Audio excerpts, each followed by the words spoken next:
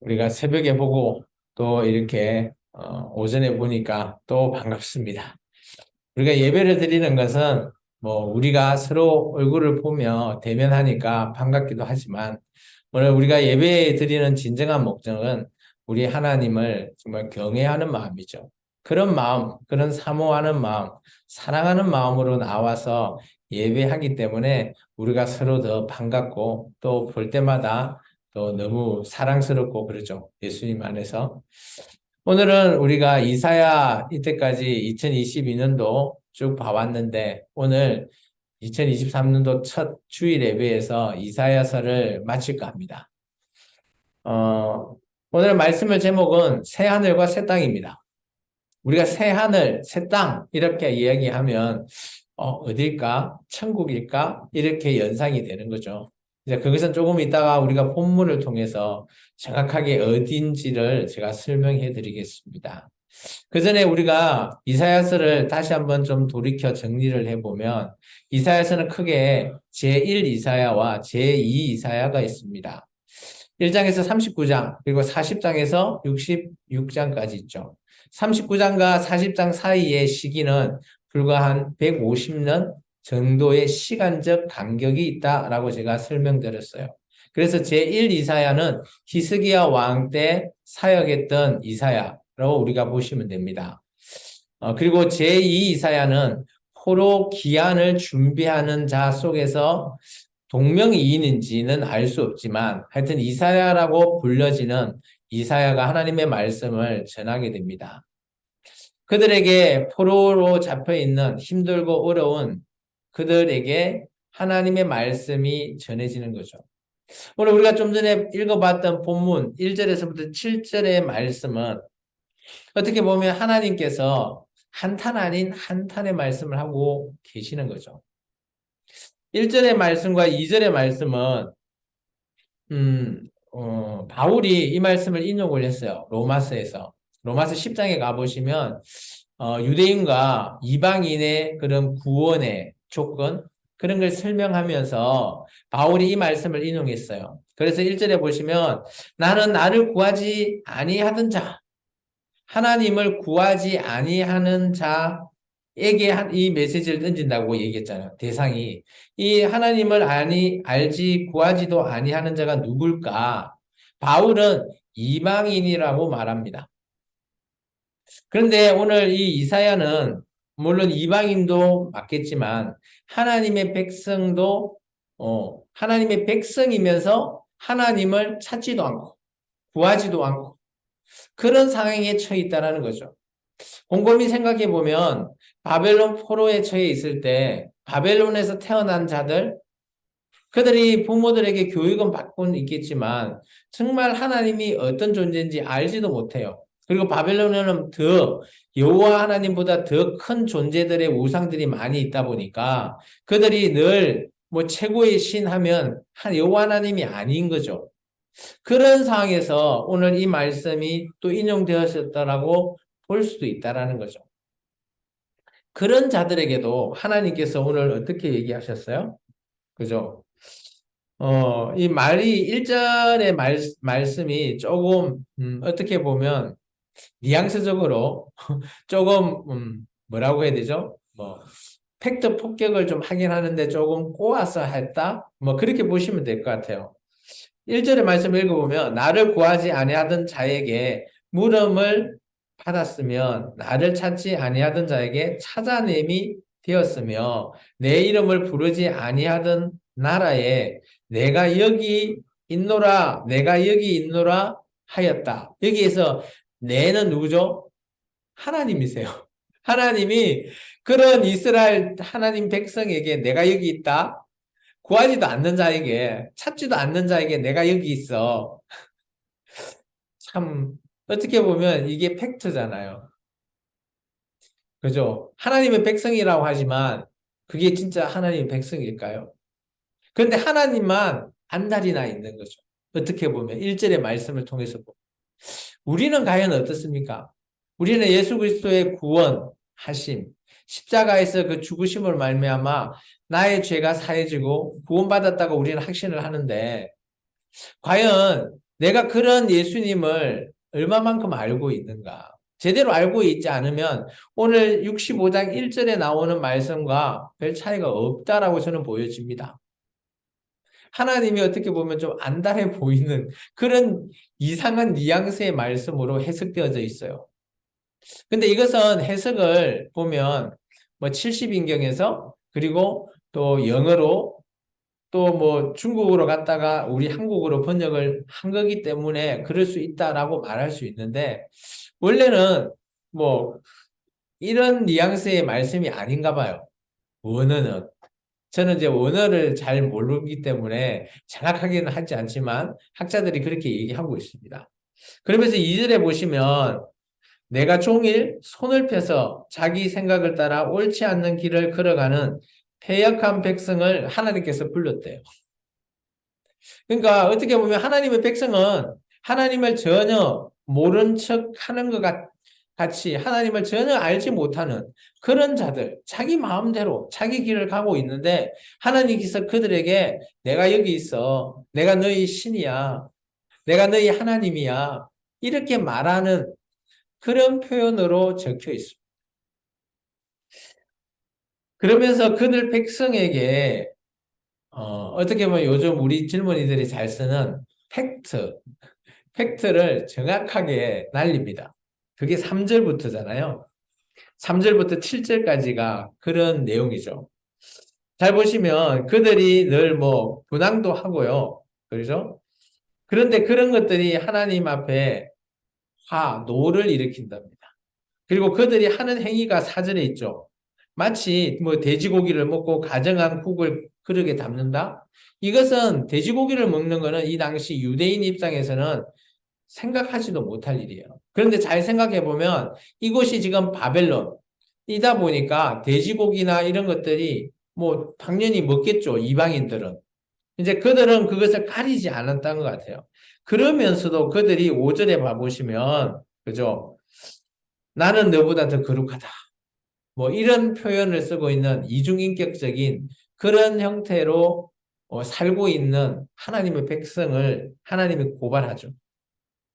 그래서 하나님께서 좀 화가 나셨나 봐요. 그죠?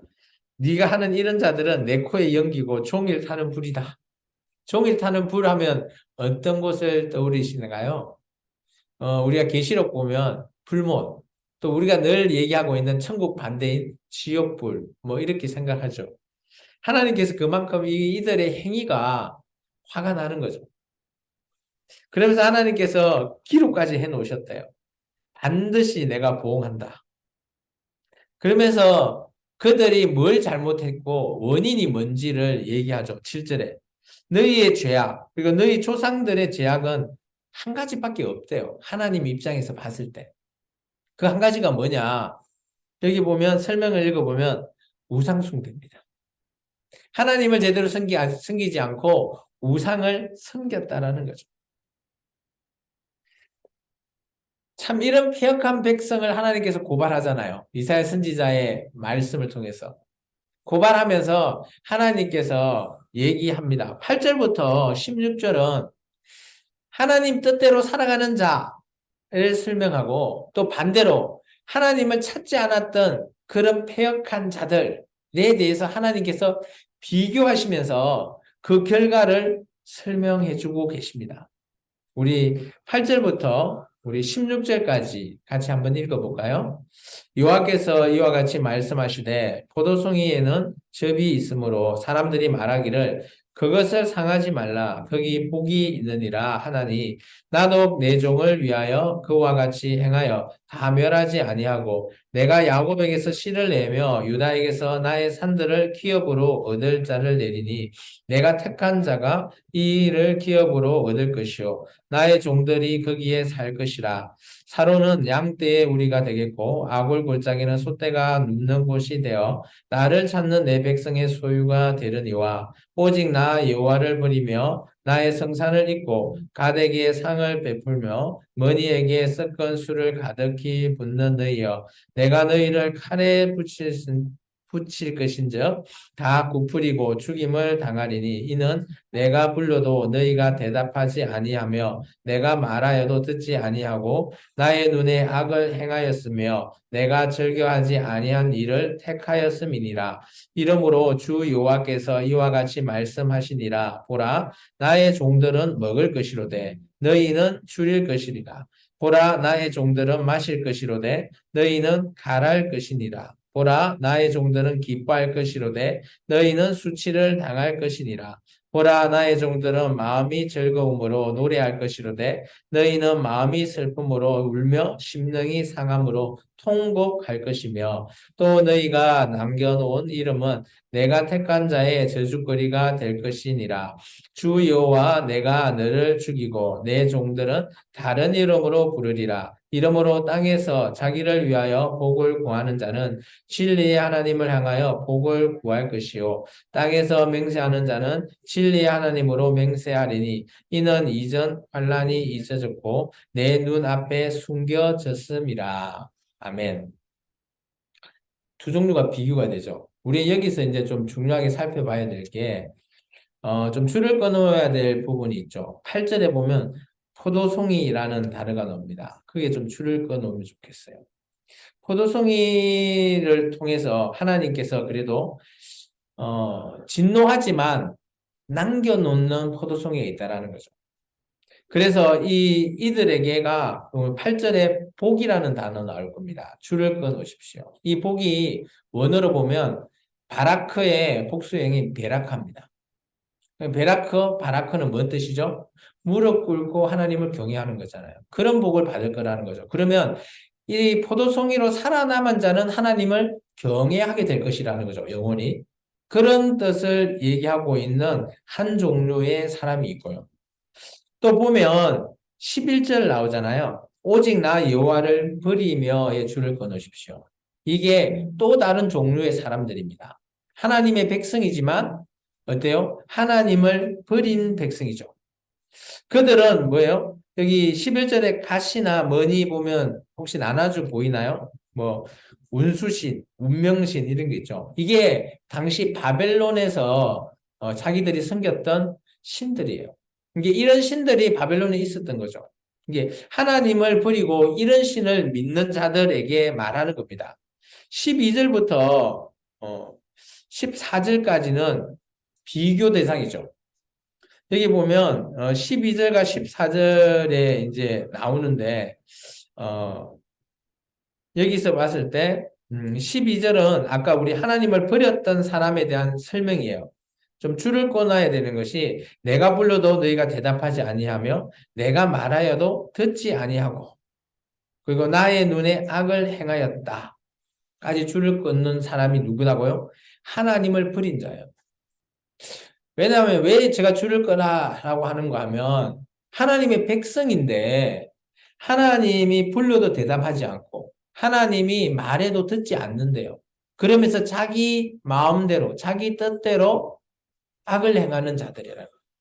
곰곰이 한번 생각해 보십시오.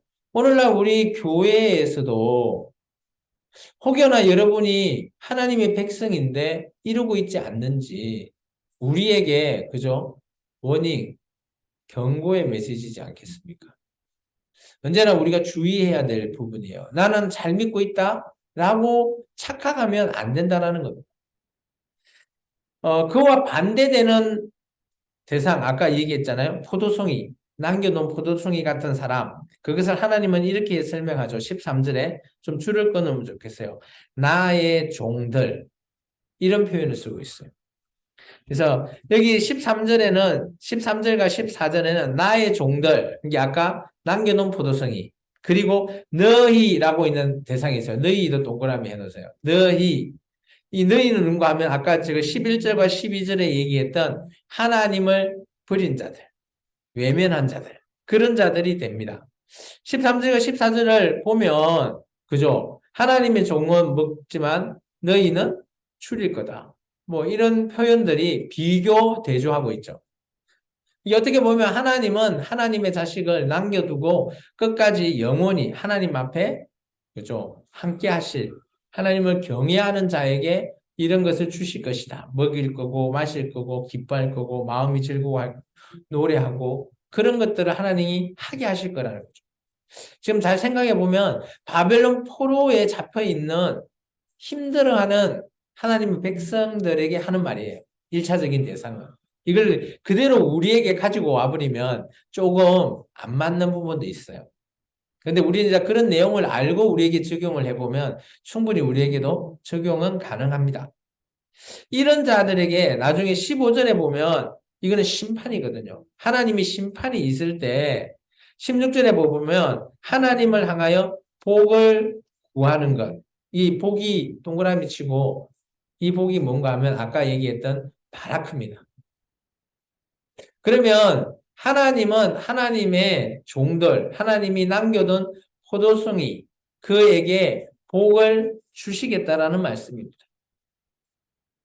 그럼 오늘날 교회에게 적용해보면 이럴 거라 봅니다. 교회 내에 같이 있을지라도 하나님을 늘 경외하는 자와 아까 얘기했지만 하나님의 백성이지만 하나님 뜻대로 살지 않고 말도 듣지 않고 그죠? 하나님께서 그죠?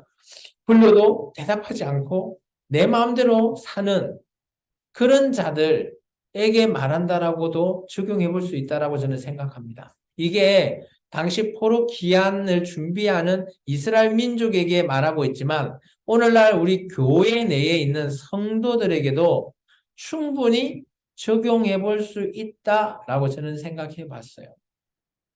하나님께서 이런 복을 허락하시잖아요. 그런 복에게 영원히 함께 하겠다라고 하는 곳이 어디다? 바로 새하늘과 새 땅입니다. 이 새하늘과 새 땅은 어떤 것일까? 이거는 이사야가 바라본 하나님께서 보여주신 곳이에요. 그래서 새하늘과 새 땅, 우리 17절부터 25절까지 읽어보겠습니다. 우리 이 말씀은 좀 많이 읽어봤죠? 마음 본 말씀이라 그냥 읽어보면 충분히 이해가 될 겁니다. 같이 읽어보겠습니다. 보라, 내가 새하늘과 새 땅을 창조하나니 이전 것은 기억되거니와 마음에 생각나지 아니할 것이라. 너희는 내가 창조하는 것으로 말미암아 영원히 기뻐하며 즐거워할지니라. 보라, 내가 예루살렘을 즐거운 성으로 창조하며 그 백성을 기쁨으로 삼고 내가 예루살렘을 즐거워하며 나의 백성을 기뻐하리니 우는 소리와 부르짖는 소리가 그 가운데서 다시는 들리지 아니할 것이며 거기는 날수가 많지 못하여 죽는 어린이와 수완이 차지 못한 노인이 다시는 없을 것이라. 곧 백세에 죽는 자는 젊은이라 하겠고 백세가 못되어 죽는 자는 저주받는 자이니라. 그들이 가옥을 건축하고 그 안에 살겠고 포도나무를 심고 열매를 먹을 것이며 그들이 건축한 데에 타인이 살지 아니할 것이며 그들이 심은 것을 타인이 먹지 아니하리니 이는 내 백성의 수완이 나무의 수완과 같겠고 내가 택한 자가 그 손에서 일한 것 같이 길이 누릴 것이며 그들의 수고가 헛되지 않겠고 그들의 생산하는 것이 재난을 당하지 아니하리니 그들은 여호와의 복된 자의 자손이요 그들의 후손도 그들과 같을 것임이라. 그들이 부르기 전에 내가 응답하겠고 그들이 말을 마치기 전에 내가 들을 것이며 이리와 어린 양이 함께 먹을 것이며 사자가 소처럼 짚을 먹을 것이며 뱀은 흙의 양식으로 삼을 것이니 나의 성산에서는 해함도 없겠고 상함도 없으리라. 여호와의 말씀이니라. 이곳이 바로 새하늘 새 땅이 이사야에게 보여주신 하나님의 천년왕국이죠. 왜 천년왕국이냐? 우리가 요한계시록과 좀 비교해 볼 필요가 있죠. 그죠?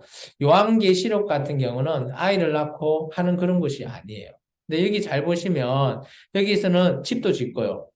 또 열매도 맺고요. 농사도 짓고요. 그리고 아이도 나고요. 그런데 대신 수명이 엄청 길다는 거죠. 나무의 수완. 이게 나무가 보통 오래 살면 한 1000년 정도 살죠. 그래서 100세에 죽으면 그죠? 우리는 어때요?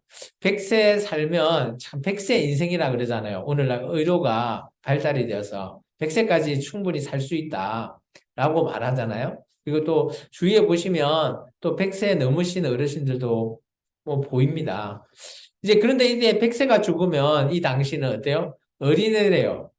어린애와 죽은 거라라고 말하는 거죠. 참 그런 거 보면 여기는 어떻게 보면 어 지금 우리 쪽은 아니고 천년왕국 정도인데 그죠? 이것도 천년왕국에 대해서 뭐 구약의 선지자들의 또 이런 비유들이라든지 계시록의 말씀을 좀 비교해 보면 조금은 다를 수 있죠. 그리고 어떻게 보면 그런 설명이 부분으로 성경에서 말하고 있어서 정확하게 천년왕국이 어떤 곳이다라는 것은 전체적인 것은 우리가 뭐 명확하게 설명할 수는 없겠지만 오늘 이사야에게 보여주신 하나님의 새하늘과 새 땅은 바로 이런 것이라는 거죠. 그죠? 그곳에는 뭐 이리와 어린 양이 함께 먹고 사자가 소처럼 짚을 먹고 뭐 상상이 되십니까? 뭐 어쨌든 간에 그런 곳이 있을 거라라는 거죠. 그래서 우리가 꿈꾸는 곳, 뭐 이스라엘이라고 말할 수도 있지만 우리는 어때요? 우리가 요한계시록을 통해서 바라봤을 때, 그죠? 마지막 심판 이후에 새 생명수 나무, 생명수 강이 흐르고 거기에 생명나무가, 그죠? 이렇게 열매 맺는 그 열매를 먹는 그리고 그곳에 뭐 집들은 충분히 우리가 짓지 않았는데 지어졌다. 뭐 그런 것은 충분히 이거 비슷한 거예요. 그래서 비슷한 것도 있지만 조금씩 다른 부분도 없지 않아 있지 않겠나라고 보여집니다. 그래서 이곳은 이사야가 바라본 천년 왕국이다라고 저는 그렇게 생각해야지 맞다라고 보여집니다. 그래서 이것이 또 오해를 불어일으키기도 물론 하겠죠. 계시록과 비교해 보면 맞지 않는 부분도 있고 하기 때문에 그렇지만 저는 각 그 편파적으로 이게 말씀을 보여주신 그대로 우리가 그냥 받아들여야 된다라고 보여져요. 왜냐하면 이것은 이제 천년왕국 전체를 다 설명하고 있다라고 설명하면 그것도 아닌 것 같아요. 그래서 부분적인 것 같고 대략 설명을 한 것 같다라고 해서 우리가 그렇게 생각을 해야지. 왜냐면 이거는 먼 미래적인 내용이니까 우리가 알 수 없은 거니까. 근데 우리가 이때 가본 때 이때가 가서 살아볼 수 있다라고 하면 그때는 제대로 이것이구나 이렇게 우리가 말할 수 있지만 지금 2023년도에 이것이 언제다 말할 수는 없기 때문이죠. 오늘 이스라엘 민족에게 하나님이 남겨둔 포도송이 같은 존재의 사람들이 오늘 살 곳이 어디다? 바로 이곳이라는 거죠. 천년왕국과 같은 그런 곳이 여러분들이 살 곳입니다. 라고 보여주신 거예요. 이게 아마 바벨론 포로 귀환 자가 귀환하는 예루살렘도 아니고요. 그보다 훨씬 미래적으로 지금도 아직까지 이곳은 나오지 않았죠. 이런 곳을 하나님께서 보여주면 너희가 살 곳이다 라고 말하고 있는 겁니다. 그러면서 하나님께서 얘기하십니다. 이제 앞으로 있을 일, 너희가 이제 포로가 끝나고 이제 귀환할 일을 이제 설명을 해주고 계십니다. 그때 또 모든 민족들에게도 심판이 있고 너희도 심판이 다 있는 그런 설명을 해주는 것이 66장의 내용입니다. 우리 66장 1절에서부터 9절까지 먼저 한번 읽어보겠습니다. 여호와께서 이와 같이 말씀하시되 하늘은 나의 보좌요 땅은 나의 발판이니 너희가 나를 위하여 무슨 집을 지으라 내가 안식할 처소가 어디냐 나 여호와가 말하노라 내 손이 이 모든 것을 지었으므로 그들이 생겼느니라 물어 마음이 가난하고 심령에 통회하며 내 말을 듣고 떠드는 그 사람은 내가 돌보느니와 소를 잡아 드리는 것은 살인함과 다름이 없이 하고 어린 양으로 제사 드리는 것은 계목을 끄끔과 다름이 없이 하며 드리는 예물은 돼지의 피와 다름이 없이 하고 분향하는 것은 무상을 찬송함과 다름이 없이 행하는 그들의 자기의 길을 택하며 그들의 마음은 가증한 것을 기뻐한즉 나 또한 유혹을 그들에게서 택하여 주며 그들이 무서워하는 것을 그들에게 임하게 하리니 이는 내가 불러도 대답하는 자가 없으며 내가 말하여도 그들이 듣지 아니하고 오직 나의 목전에 악을 행하며 내가 기뻐하지 아니하는 것을 택하였음이니라 하시니라.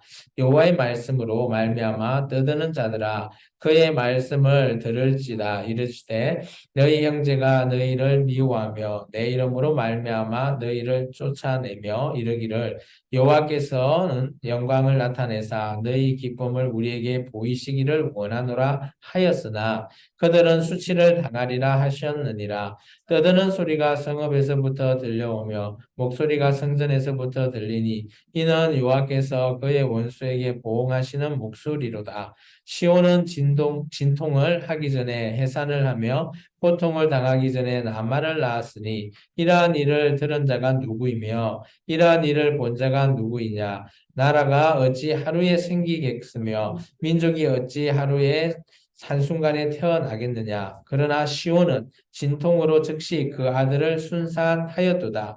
여호와께서 이르시되 내가 아이를 갖도록 하였은즉 해산하게 하지 아니하겠느냐. 내 하나님이 이르시되 나는 해산하게 하는 이인즉 어찌 태를 닫겠느냐 하시니라. 아멘. 아까 얘기했죠. 포도송이로 남겨놓은 자들에게는 복이 있고 그 복을 받은 자는 이런 천년왕국 새하늘 새 땅에 살게 되는데 아까 비교되었던 대상이 있죠. 하나님을 버렸던 자, 불려도 대답 없고 찾아도 뭐 말해도 듣지 않는 눈앞에서 악을 행하는 그런 자들에게 또 말하는 것을 비교하고 있습니다. 아까 포도송이와 같은 자들은 2절에 나오죠. 그죠? 2절에서 마음이 가난하고 심령이 통회하고 내 말을 뭐 들었을 때 떠는 자, 그러면서 하나님을 돌아보는 자, 그런 자들이 아까 포도송이와 같은 존재에 사는 거죠. 이것을 예수님은 이렇게 얘기했습니다. 팔복 얘기하며 마음이 가난한 자는 복이 있나니. 그것을 이 말씀에서 인용하신 겁니다. 예수님께서. 이런 자들, 하나님 나라를 꿈꾸는 자들에게 그 복은 아까 이사야는 천년왕국을 가리킵니다. 이어 반대되는 자 있잖아요. 하나님을 버리는 자, 외면한 자. 그런 자들이 어떤 자인가 하면 3절에 표현하고 있죠. 하나님 앞에 제사를 드리죠. 예물을 드리죠. 그렇지만 그 제사와 예물이 어때요? 우상에게 드리는 거와 똑같다라는 거예요. 그것을 딱 하나로 결론 냈죠. 자기의 길을 택했죠. 그리고 그들의 마음이 가증한 것을 기뻐했다라는 거예요. 그러면 딱 비교 대조가 되죠. 65장과 66절에 등장하는 하나님의 백성이라 하지만 비교 대조되는 자들을 하나님께서 말씀하고 있습니다.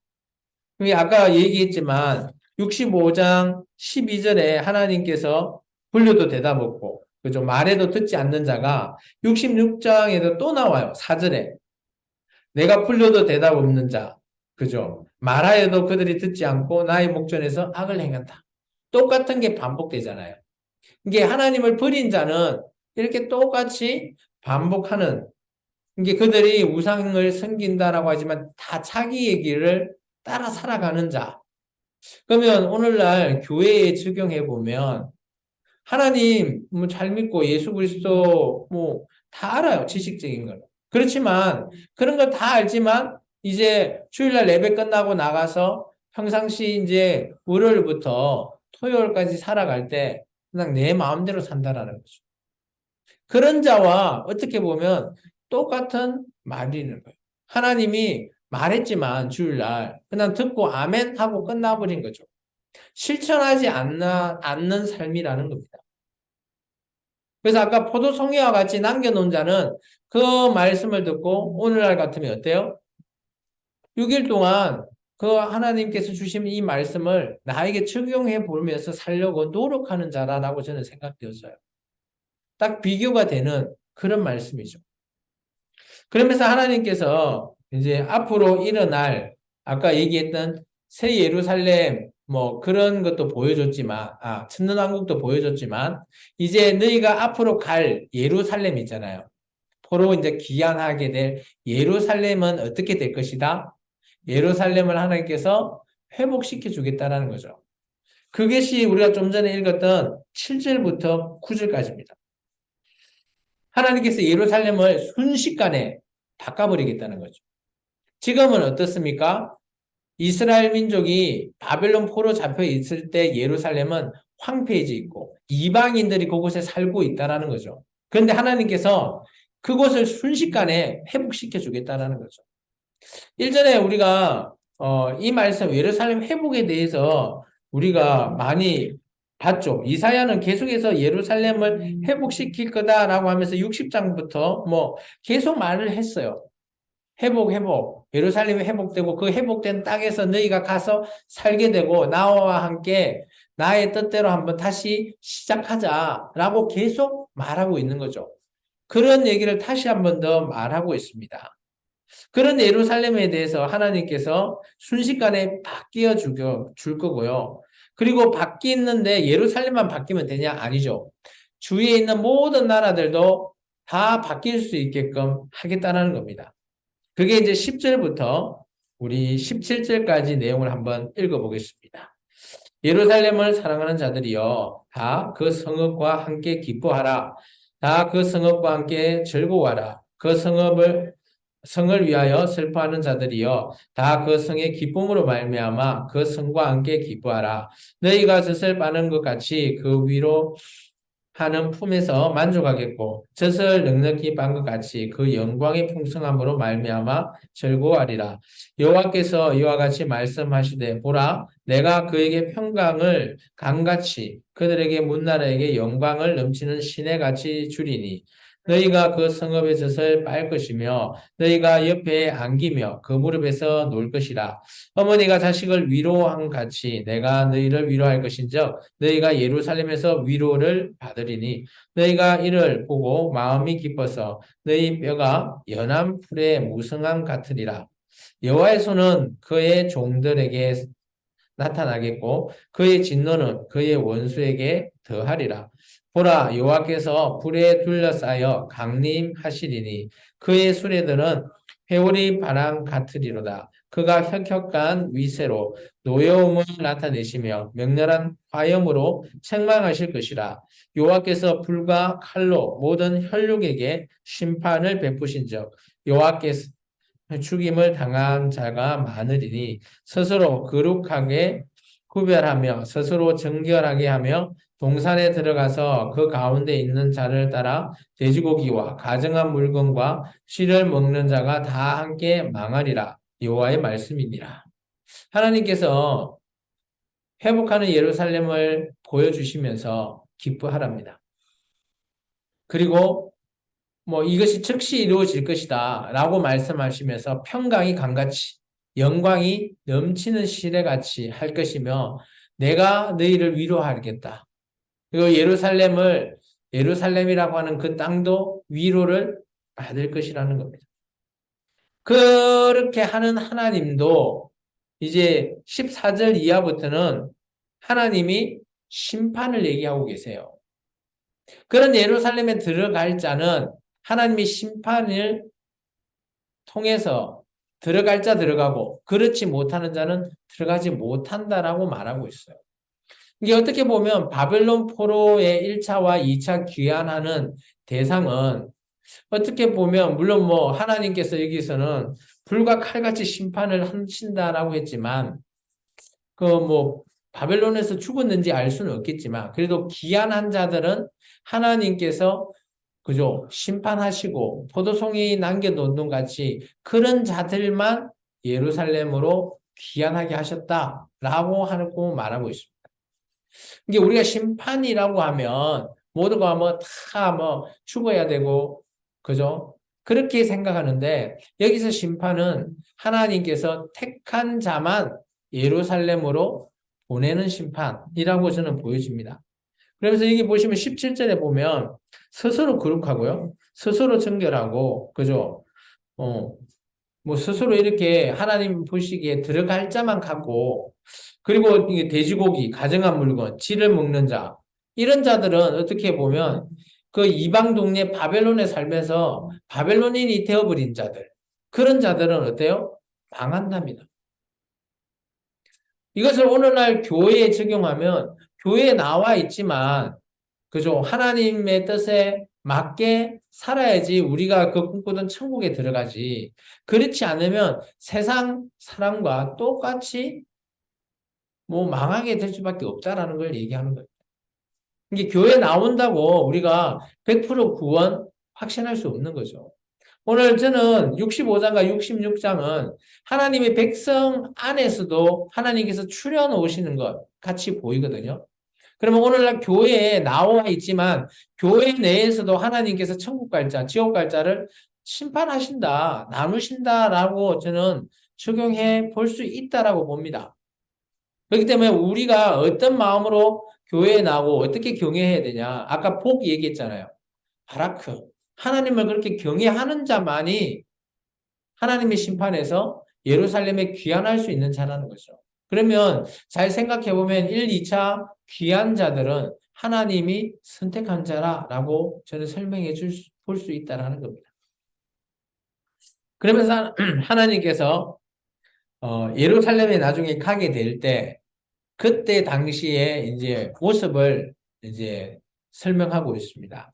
이게 그때는 모든 나라 사람 백성들이 여호와 하나님을 알고 하나님의 백성들이 누군지 다 알며 그런 나라로 내가 예루살렘에 귀환시키겠다라고 하는 그런 말씀입니다. 같이 한번 읽어볼까요? 18절부터 끝절입니다.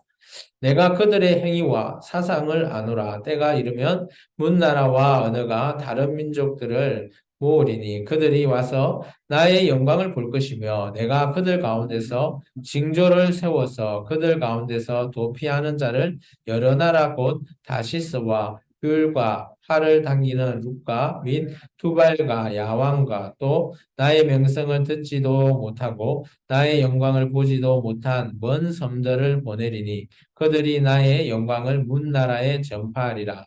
나 여호와가 말하노라. 이스라엘의 자손이 예물을 깨끗한 그릇에 담아 여호와의 집에 드린 같이 그들이 너희 모든 형제를 문 나라에서 나의 성산 예루살렘에서 말과 수레와 교자와 노새와 낙타에 태워다가 여호와께 예물을 드릴 것이요 나의 그 가운데서 택한 제사장과 레인을 삼으리라.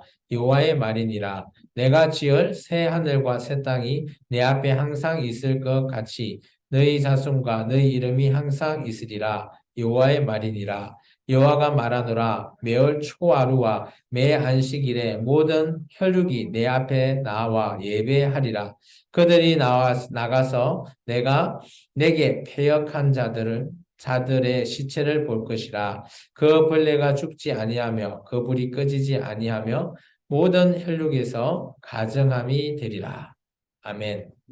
하나님께 이제 선택받은 자들, 그들이 뭐 이스라엘 민족만 그런 게 아니라 어떻게 보면 이 당시 고레스 칙령에 의해서 모든 나라, 그죠? 바벨론에 다 멸망당했던 나라의 백성들이 다 자기 본국으로 다 귀환합니다. 그때의 상황을 설명하는 것 같아요. 다른 민족들, 그런 자들도 하나님의 영광을 본다는 거죠. 왜냐? 고레스 칙령이 하나님이 하셨기 때문이죠. 그러면서 하나님의 영광을 문나라에게 다 전할 수 있는 그때를 말하고 있는 겁니다. 그로 귀한 자. 그러면서 오늘 예루살렘에서 이루어질 하나님이 꿈꾸는 포로 귀한 자와 함께하는 예루살렘은 이런 자다라는 거죠. 22절부터 보면 새하늘과 새 땅 속에서 하나님께서 매월 초하루, 그죠? 이걸 월삭이라 그러거든요. 그리고 매 안식일, 우리 같으면 매 주일마다 하나님 앞에 나와 뭐 한다고요? 예배하리라. 예배하리라에 줄을 끊으면 좋겠습니다. 그리고 24절은 그렇지 못한 자들을 설명하는 거죠. 아까 우리가 계속 비교했잖아요. 65장부터. 하나님을 버린 자들. 그 버린 자의 끝을 말하고 있습니다. 내게 패역한 자들, 그들은 시체가 되는데 그냥 죽어서 끝이 아니라는 거죠. 벌레도 죽지 않고 불이 꺼지지 않는 그곳에서 그들이 있을 거라는 거죠. 그러면 이것을 계시록으로 말하면 풀목 같은 곳이죠. 그런 곳에서 살게 될 것이다. 그러면 이것을 오늘날 교회에 적용 충분히 할 수 있다 봅니다. 우리가 다 예수 그리스도를 믿고 천국 가기를 원하지만 그렇게 못한 자는 지옥 간다라는 거예요. 말 그대로 불못에 떨어질 수밖에 없다. 그것을 오늘 65장과 66장을 통해서 하나님이 말씀하고 계세요. 근데 이 말씀 가운데서 우리가 그러면 깨닫는 게 뭘까요? 우리가 하나님의 말씀을 저버리는 것, 들으려고도 하지 않는 것, 아까 우리 1절 나왔잖아요. 65장 1절. 하나님은 찾지도 않는데 하나님은 야, 너 내 백성이야 라고 하면서 하나님이 와주시는데도 버리는 자들이 있다라는 거예요. 교회에 나왔지만 하나님의 말씀을 들었는데 제 말씀은 찔림을 받았어. 근데 내 욕심에 의해서 이 찔림을 그죠? 찔림을 받았으면 바꿔야 되는데 그냥 내 욕심에 의해서 그냥 덮어버려. 그런 자들이라고 저는 보여집니다. 패역한 백성이. 이게 우리에게 충분히 적용될 수 있는 말씀이라고 보여져요. 2023년 1월 첫 번째 예배부터 하나님께서는 우리를 어떻게 보면 이 말씀 속에서 구별하겠다 라고 하는 말씀으로 저는 여겨졌어요. 그래서 제가 원래 첫 번째 주일 예배는 그래도 좀 그죠? 우리 시작하는 의미에서 다른 본문을 좀 살필까 했는데 저는 이 말씀은 충분히 우리에게 적용해도 되겠다라고 싶어서 제가 이 말씀을 그냥 그대로 적용해 봤습니다. 오늘 말씀을 한번 적용해 보면 이런 거죠. 우리는 하나님이 그 남겨둔 포도송이 같이 하나님을 경외하는 자로 살아라. 이게 첫 번째죠. 그 두 번째는 하나님께서 아까 그런 자에게 보여준 그죠? 천년왕국 있잖아요. 그런 것을 우리도 지금 꿈꾸잖아요. 천국이라고. 근데 우리는 계시록의 천국을 좀 더 꿈꾸고 있죠. 세 번째는 하나님 앞에 하나님이 원하는 자가 어떤 자다라는 걸 얘기했죠. 내가 너희를 그 예루살렘으로 귀환시켜서 뭐 하겠다고요? 월삭 매 안식일마다 예배하는 자. 오늘날 같으면 어때요? 우리가 절기를 지키고요. 어제까지 성구영신 예배 절기도 지키고 또 이렇게 주일마다 예배 드리고 이게 하나님이 원하는 것. 그렇다면 우리가 충분히 평상시 잘하고 있는 것들 더 좀 잘하면 뭐 잘하고 있는 것 안 하는 게 아니라 잘하고 있으면 우리는 충분히 하나님의 남겨놓은 포도송이 될 거라 보는 거죠. 중요한 건 우리 마음에 하나님을 경외하는 그런 바나크의 복까지 우리가 받기 위해서는 하나님을 정말 경외하는 마음으로 예배하러 나오시기를 바랍니다. 그것만이 하나님께서 원하시고 하나님께서 우리에게 말씀하시는 겁니다. 기도하겠습니다. 주님 감사합니다.